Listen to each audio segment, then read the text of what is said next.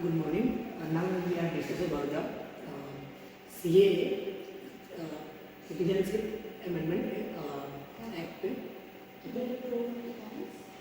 11 December 2019 Parliament passes. This bill is represented by Home Minister of India. This bill is Citizen Amendment Act 1955. So, my question is this act, how to benefit for? Okay, so in that context, I would like to answer that it is a subject for national security. I think CA is being amended and it's a good thing that we amended because it will provide a national security to the minorities in India which are present, like the Jains, Sikh, and other religions Parsi. So they are providing a sense of national security. So that is all.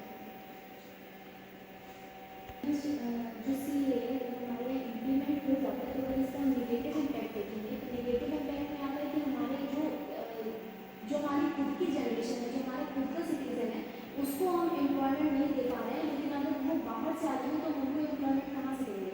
Second point हमारा कि जो हमारे agriculture production है हमारे अगर limited है, हम बाहर एक्सपोर्ट भी करते हैं, लेकिन वो अगर हमारे अगर सरप्लस हो जाता है तब हम एक्सपोर्ट करते हैं। अगर वो लोग भी हमारे यहाँ आ जाएंगे तो हम उनको एग्रीकल्चर कहाँ से उनको प्रोवाइड करते हैं। आप एग्जाम देंगे ना, वो पहले 2014 से पहले जितने यंग सिटीजन हम तो उनको दिया जा रहा है ना सिटीजनशिप का नागरिकता, वो पहले से है।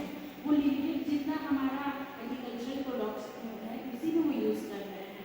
तो 1971 में डिवीजन हुआ था इंडिया पाकिस्तान का ये सब, तो उस टाइम पे जो भी हमारे पीपल्स थे वहाँ पे जो वहाँ से माइग्रेट हो गए थे इंडिया में आ गए, वे ऑलरेडी यहाँ एग्जिस्ट कर रहे हैं, लेकिन उनके पास ना तो पाकिस्तान का सिटीजनशिप है और ना ही इंडिया का।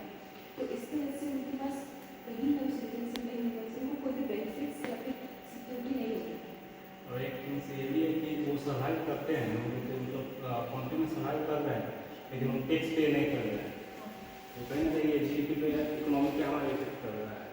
ये हमारे इंडिया की इसका लॉस है, क्योंकि वो ऑलरेडी नहीं अगर लिमिटेड रिसोर्स में पहले से तो उनका इकोनॉमिक कंडीशन चल ही रहा है, खाना पीना रहना, और फिर तो यही टैक्स पे नहीं कर रहे हैं। ओके, मेरा कहने का मतलब है कि यहाँ पे बहुत सारे कोई इम्प्लॉयमेंट भी नहीं मिल रहा है।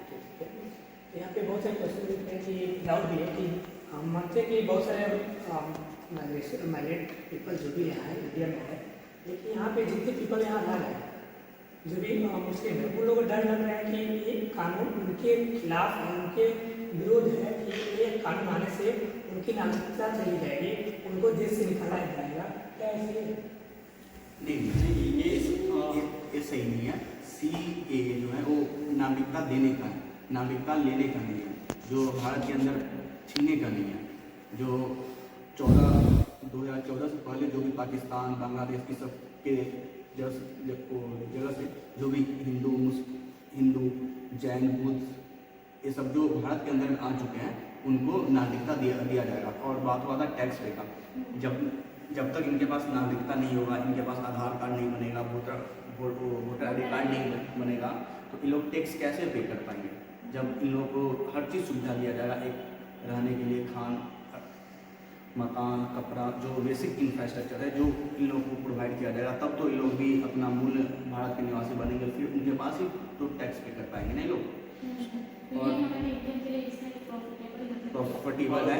जिसको भी यहाँ सिटीजनशिप मिलेगा उससे 11 साल इंडिया में रहना अनिवार्य है, मतलब यहाँ पे रहना ही है। मतलब उसके आगे जब मिल जाता है उसके आगे 11 साल कंपल्सरी।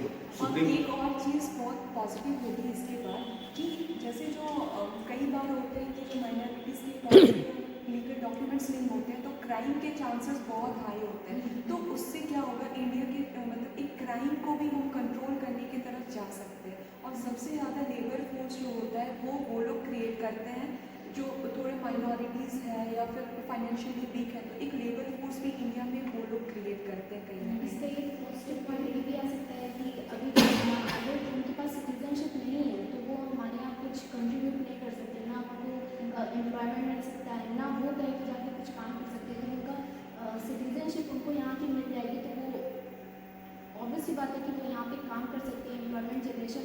खुद का भी स्टार्टअप कर सकते हैं या दूसरी जगह से वो काम कर सकते हैं? हाँ, ओवरऑल तो पॉजिटिव यही होगा जब वो रह रहे हैं तो वो अपना ही उसमें कंट्रीब्यूशन करें।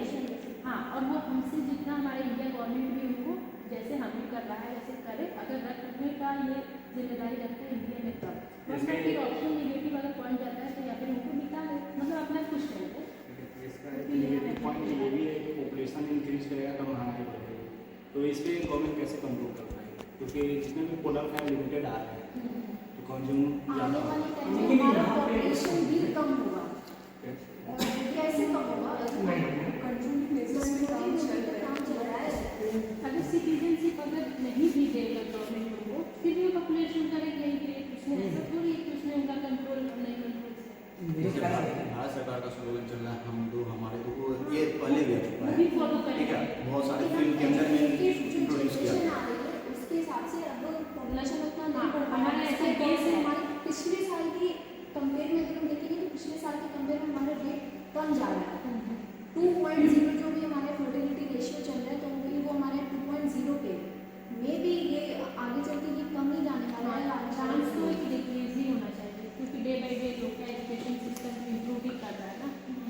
हाँ, जिसलिए आप लोगों ने बताया कि 2015 से जो भी माइग्रेटेड पीपल आए हैं उनको एक कानून दिया जाएगा, उनको नागरिकता दिया जाएगा।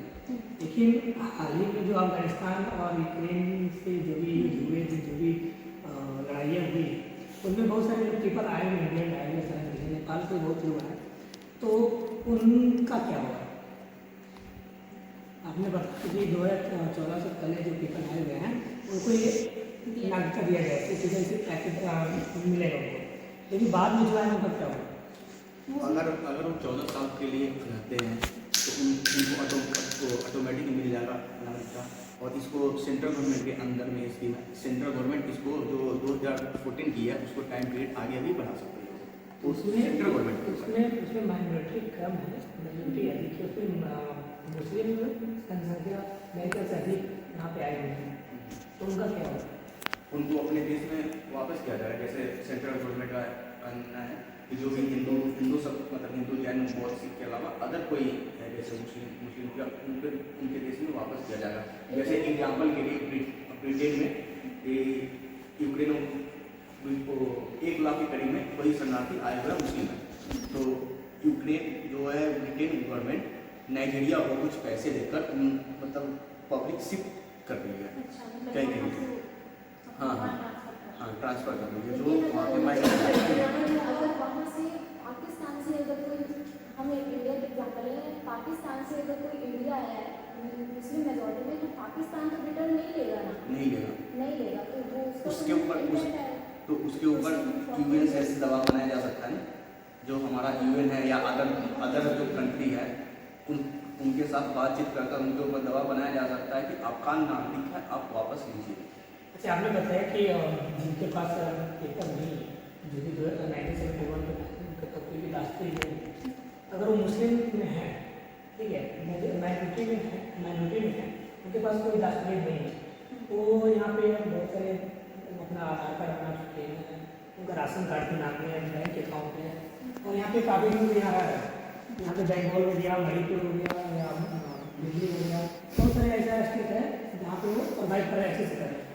तो आपने बोला कि उनके पास कोई दाखिले नहीं, वो बाहर कर दिया, तो फिर यहाँ पे तो क्या बोलते हैं, एक राइट का भी तो यहाँ पे समाना हो सकता है।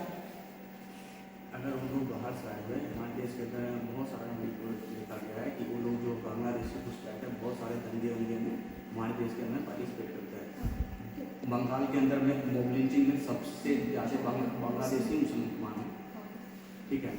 अगर सेंट्रल गवर्नमेंट बात करेगी, ठीक है, अगर कहने का मतलब है कि अगर उनको नहीं मिलेगा 71 जो है इलेक्शन कमीशन के अनुसार जो है वोटर लिस्ट में नाम नहीं होगा, तो सेंट्रल गवर्नमेंट कुछ न कुछ जरूर उपाय करेगी। ऐसे तो है नहीं, क्योंकि सेंट्रल गवर्नमेंट के ऊपर भी सुप्रीम कोर्ट है, वो सुप्रीम कोर्ट देगी।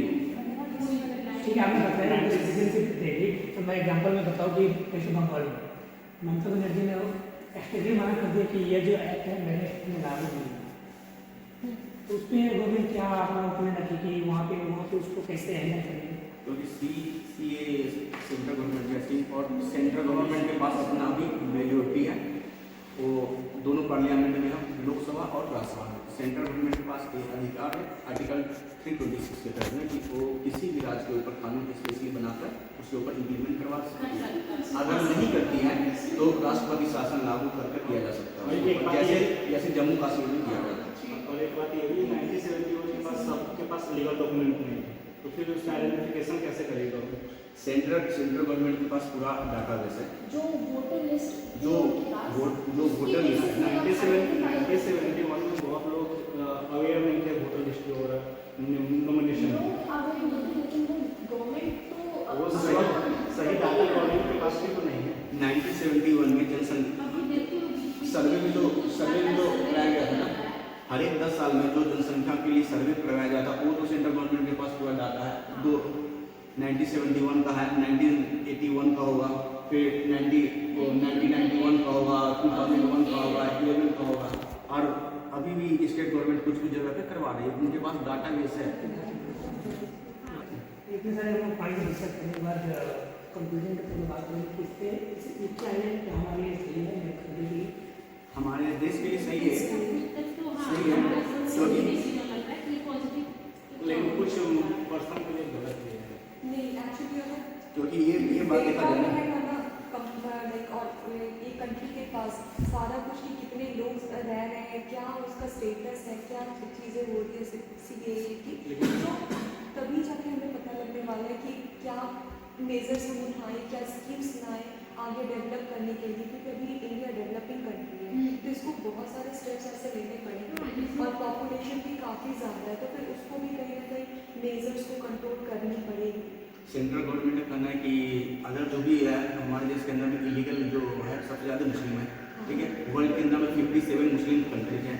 सेंट्रल गवर्नमेंट जब ये स्कीम इंट्रोड्यूस कर रही थी जो कानून है, तो सेंट्रल गवर्नमेंट ये बोली थी कि हिंदू सिख बौद्ध जैन के लिए कोई अदर स्टेट नहीं, मतलब अदर कंट्रीज नहीं है, केवल हिंदुस्तान ही। अगर हिंदुस्तान को अगर अपने नागरिकता नहीं देगा तो अदर कंट्री कौन देगा? ना कोई क्रिश्चियन तो दे नहीं सकता है, कोई मुस्लिम कंट्री दे नहीं सकता है। तो अगर हम अपने हिंदू जो भी भाई बहन हैं, अगर हम उनको उस कंट्री के हवाले छोड़ दें तो उन लोगों का भी पूरा बेहाल हो जाएगा, पूरा मतलब जीवन बर्बाद हो जाएगा। तो फिर हम लोग को हमारा कंक्लूजन निकल रहा है, कंक्लूजन यही है कि ये सही है और एक लीगल स्टेप के द्वारा काम किया जाए इसको। कोई भी वैसे आता है कोई डिसीजन तो माने तो उसका प्रॉफिट लॉस तो होता है, लेकिन एवरेज पॉपुलेशन किसको मतलब है। और ये स्कीम आया तो अभी का तो रिजल्ट नहीं पता चलेगा, आने वाले 20 साल के अंदर में वो पूरा उसका पॉजिटिव इम्पैक्ट दिखाई देगा। गवर्नमेंट को चाहिए कि ये जो बिल पास कर दिए तो बेसिक लेवल पे सर्वे करें इसका, मतलब एकदम ग्राउंड लेवल।